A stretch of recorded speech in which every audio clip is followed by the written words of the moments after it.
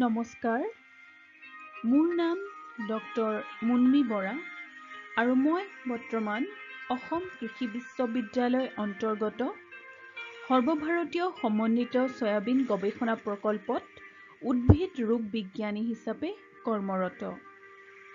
আজি আমি এই ভিডিঅ'টিৰ মাধ্যমেৰে অসমত সয়াবিন খেতি কিদৰে কৰিম এই সম্পৰ্কে কিছু কথা জানিবলৈ চেষ্টা কৰিম।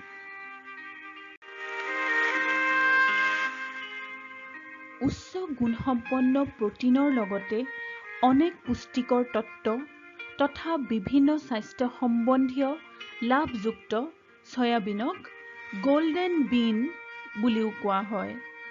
ইয়াৰ পৰা তৈয়াৰ কৰা খাদ্য সামগ্ৰীসমূহক ফাংচনেল ফুড সংজ্ঞা দিয়া হৈছে।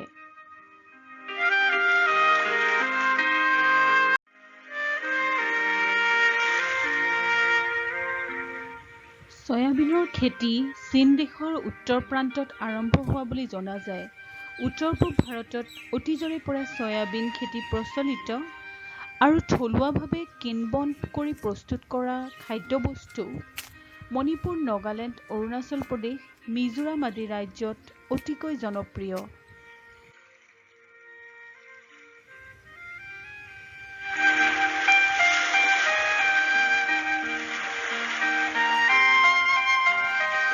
সুখৰ খবৰ যে বৰ্তমান অসমত অসম কৃষি বিশ্ববিদ্যালয়ৰ সৰ্বভাৰতীয় সমন্বিত সয়াবিন গৱেষণা প্ৰকল্পৰ অধীনত বিভিন্ন খেতিয়কে সয়া গাখীৰ উৎপাদনৰ বাবে উপযোগী সয়াবিনৰ জাতৰ খেতি কৰিবলৈ লৈছে।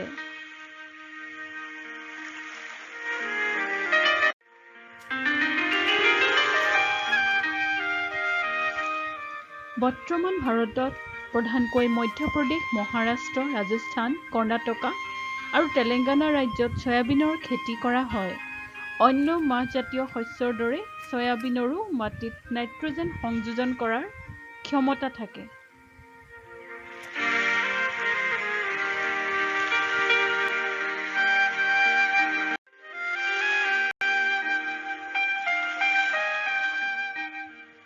স্ক্ৰীনত দেখিবলৈ পাইছে 2020 বৰ্ষত লখিমপুৰৰ ঘিলামৰা অঞ্চলৰ কেইজনমান উদ্যোগী কৃষকে কৰিবলৈ লোৱা সয়াবিনৰ খেতি।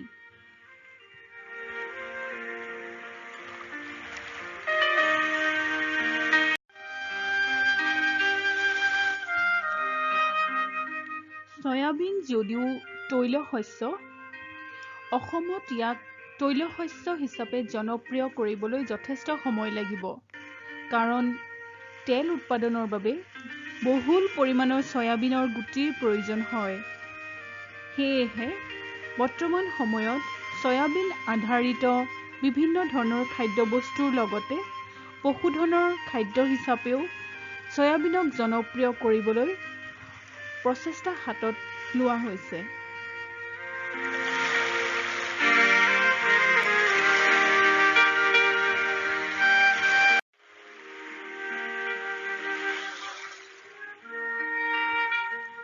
সয়াবিনৰ গুটিৰে বিভিন্ন খাদ্যবস্তু প্ৰস্তুত কৰিব পাৰি। সয়াবিনৰ গুটিৰ পৰা ঘৰতে অতি সহজতে গাখীৰ প্ৰস্তুত কৰিব পাৰি। এই গাখীৰ খোৱাৰ উপযোগী হোৱাৰ লগতে ইয়াৰ পৰা পনীৰ প্ৰস্তুত কৰিব পৰা যায়। হৃদপিণ্ডৰ বিভিন্ন সমস্যা থকা ৰোগীয়ে গৰু গাখীৰৰ সলনি সয়াবিন গাখীৰ খাব পাৰে। তদুপৰি মধুমেহ ৰোগীৰ বাবেও সয়াবিন গাখীৰ উপযুক্ত। বক্ষুজ কেঞ্চাৰ আৰু প্ৰস্টেট কেঞ্চাৰৰ প্ৰতিৰোধ কৰাৰ বাবেও সয়াবিনৰ গাখীৰ উপকাৰী।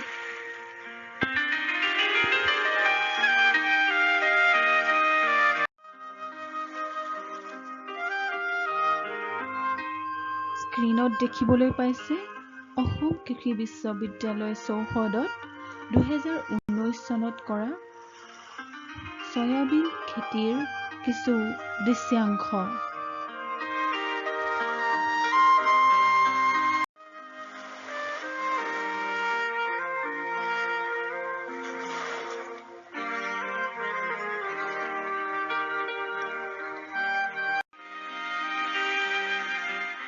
সয়াবিন আধাৰিত বিভিন্ন খাদ্যবস্তুৰ তালিকা এখন ইয়াত দেখুওৱা হৈছে।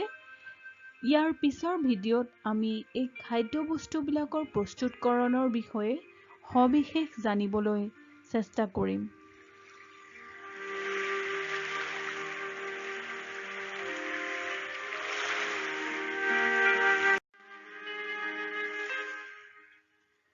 উত্তৰ-পূব ভাৰতত সয়াবিনৰ বজাৰখন সয়া পনীৰ আৰু সয়াবিন আটা প্ৰস্তুতিৰে অসম বা উত্তৰ পূৰ্বাঞ্চলত এখন বজাৰ সুনিশ্চিত কৰিব পৰা যায়। সয়া পনীৰ, যাক টফু বুলি কোৱা হয়, পঞ্জাৱত যথেষ্ট জনপ্ৰিয়। কোনো সদাশয় ব্যক্তি যদি সয়া পনীৰ বা সয়া মিল্ক অথবা সয়া আটা প্ৰস্তুতিৰ ফেক্টৰী বা কাৰখানা স্থাপনৰ বাবে ইচ্ছাকৃত, তেখেতসকলে এই স্ক্ৰীনত দিয়া এড্ৰেছটোত যোগাযোগ কৰিব পাৰে। পশু খাদ্য হিচাপে সয়াবিনৰ গুটিৰ যথেষ্ট জনপ্ৰিয়তা আছে। সয়াবিনৰ গুটিৰে প্ৰস্তুত বিভিন্ন কিণ্বনকৃত খাদ্যবস্তু নাগালেণ্ড, অৰুণাচল বা মণিপুৰত যথেষ্ট জনপ্ৰিয়। গতিকে আমাৰ অসমৰ খেতিয়কসকলে এই চুবুৰীয়া ৰাজ্যকেইখনত সয়াবিনৰ গুটি বিক্ৰী কৰাৰ যথেষ্ট স্থল আছে।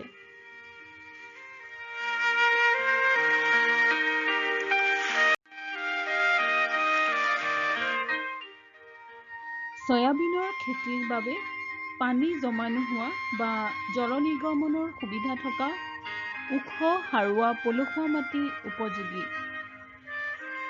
গুটি সিঁচাৰ পৰা এসপ্তাহৰ ভিতৰত যদি বৰষুণ দিয়ে, তেতিয়া খেতি নষ্ট হোৱাৰ সম্ভাৱনা থাকে।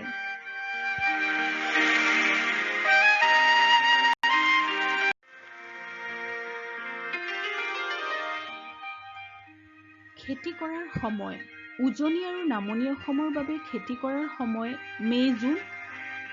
বৰাক ভেলী অৰ্থাৎ কৰিমগঞ্জ, কাছাৰ আদি জিলাৰ বাবে খেতি কৰাৰ সময় এপ্ৰিল মে' আৰু পাহাৰীয়া জিলা কাৰ্বি আংলং আৰু ডিমা হাছাও জিলাৰ বাবে খেতি কৰাৰ সময় জুন জুলাই বুলি ধাৰ্য কৰা হৈছে।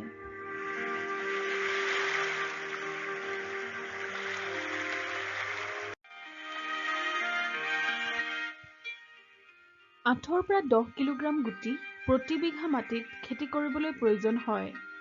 গুটি সিঁচোতে দুটা গুটিৰ মাজৰ ব্যৱধান 5 পৰা 10 চেণ্টিমিটাৰ হ'ব লাগে আৰু দুটা শাৰীৰ মাজৰ ব্যৱধান 45 চেণ্টিমিটাৰ হ'ব লাগে। গুটি সিঁচাৰ পাছত ধান খেৰেৰে ঢাকি দিলে গজালি ওলোৱাত সহায় হয়। সিঁচাৰ আগতে বীজসমূহ ভিটাভেক্স পাউডাৰ 2 গ্ৰাম প্ৰতি কেজি বীজত অথবা ট্ৰাইকোডাৰ্মা ভিৰিডি 6 গ্ৰাম প্ৰতি কেজি বীজত মিহলাই গুটি সিঁচিব লাগে। অসমৰ বাবে গুটি সিঁচাৰ পাছত দুবাৰকৈ বনবাত উঠোৱাৰ নিৰ্দেশনা দিয়া হয়।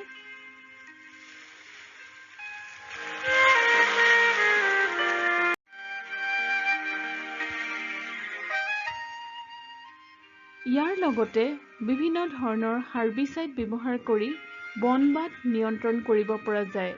স্ক্ৰীনত এই হাৰ্বিচাইডবিলাকৰ এখন তালিকা দিয়া হৈছে।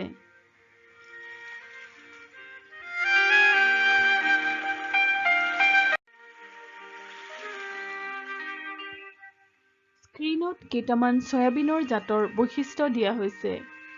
JS9752 উৎপাদন 2500 পৰা 3000 কেজি প্ৰতি হেক্টৰ, পুৰঠ হোৱাৰ সময়কাল 100 দিন, কলাৰত আৰু মজাইক ৰোগ প্ৰতিৰোধক ক্ষমতা সম্পন্ন। RKS 18 প্ৰতাপ সয়া 2 অৰ্থাৎ উৎপাদন 2000 পৰা 2300 কেজি প্ৰতি হেক্টৰ, পুৰঠ হোৱাৰ সময়কাল 91 দিন, গছৰ চিৰা জ্বলি যোৱা আৰু বেক্টেৰিয়েল ব্লাইট ৰোগ প্ৰতিৰোধ ক্ষমতা সম্পন্ন।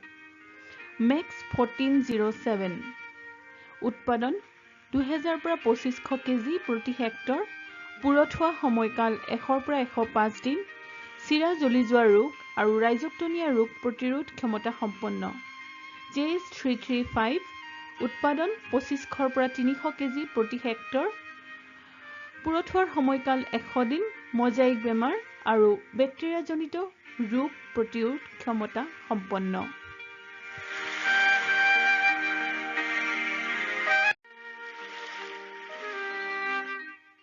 সয়াবিনৰ খেতিত সাৰ প্ৰয়োগৰ নিৰ্দেশনা স্ক্ৰীনত দেখুওৱা হৈছে। মাটি চপোৱাৰ সময়ত গোবৰ সাৰ বা পচন সাৰ মাটিৰ লগত মিহলি কৰিব লাগে। বিঘাই প্ৰতি 6.5 কিলোগ্ৰাম ইউৰিয়া, 53.5 কিলোগ্ৰাম ফছফৰাছ সাৰ আৰু 10 কিলোগ্ৰাম পটাছ সাৰ প্ৰয়োগৰ নিৰ্দেশনা দিয়া হয়।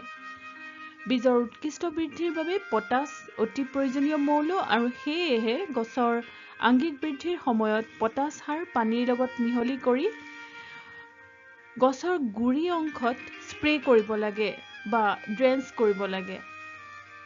প্ৰতি হেক্টৰ মাটিত 12 কেজি পটাছ সাৰ 400 লিটাৰ পানীত মিহলি কৰি ল'ব লাগে।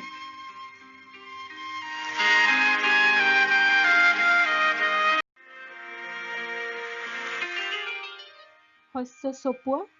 গছে পৰিপক্কতা পোৱাৰ সময়ত পাতবোৰ হালধীয়া হৈ সৰি পৰে আৰু পুৰঠ চিৰাবোৰ গছত লাগি থাকে। এনে সময়তে কাঁচি এখনেৰে গছৰ গুৰিত কাটি শস্য চপাব লাগে।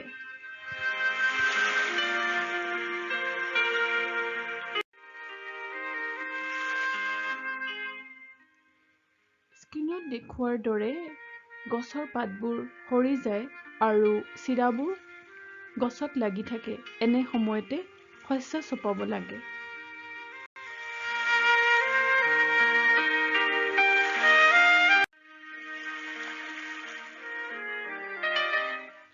চিৰাবোৰৰ পৰা গুটি ওলোৱাৰ পাছত ভালদৰে চালি শুকুৱাই ল'ব লাগে। বায়ুৰুদ্ধ পলিথিন বা অন্য কোনো বৈয়ামত এই গুটি থোৱাৰ ব্যৱস্থা কৰিব লাগে। গুটি সংৰক্ষণ কৰাৰ আগতে এইসমূহত থিৰাম 3 গ্ৰাম প্ৰতি কেজি বীজত মিহলি কৰি গুটিত সৃষ্টি হোৱা বিভিন্ন ভেঁকুৰৰ পৰা পৰিত্ৰাণ পাব পাৰি।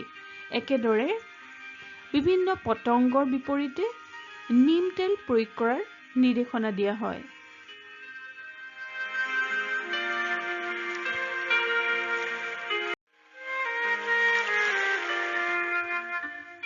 স্ক্ৰীনত দেখুওৱা হৈছে ইতিমধ্যে সৰ্বভাৰতীয় সমন্বিত সয়াবিন গৱেষণা প্ৰকল্পৰ অধীনত অসমৰ বিভিন্ন ঠাইত সয়াবিন খেতিৰ সম্পৰ্কে বিভিন্ন প্ৰশিক্ষণ দিয়া হৈছে।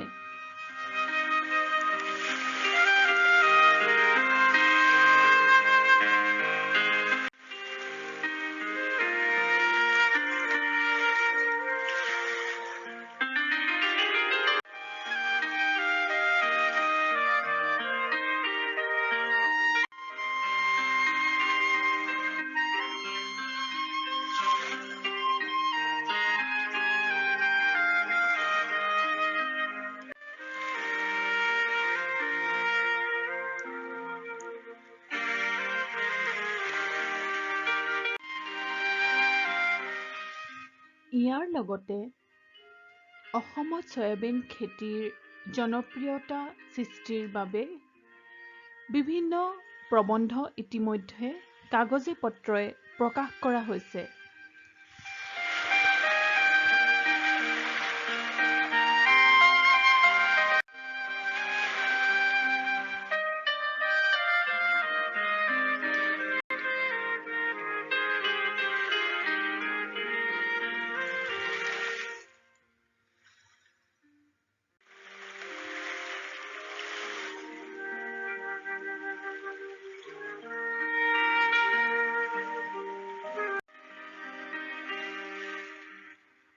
যিকোনো সয়াবিনৰ খাদ্যবস্তুৰ প্ৰস্তুতিৰ তথ্য অথবা এই ধৰণৰ উদ্যোগ প্ৰতিষ্ঠা বা প্ৰশিক্ষণ লাভৰ বাবে যোগাযোগ কৰিব পাৰে agro product processing division, central institute of agricultural engineering, Nabibagh, Bhopal, pin 462038।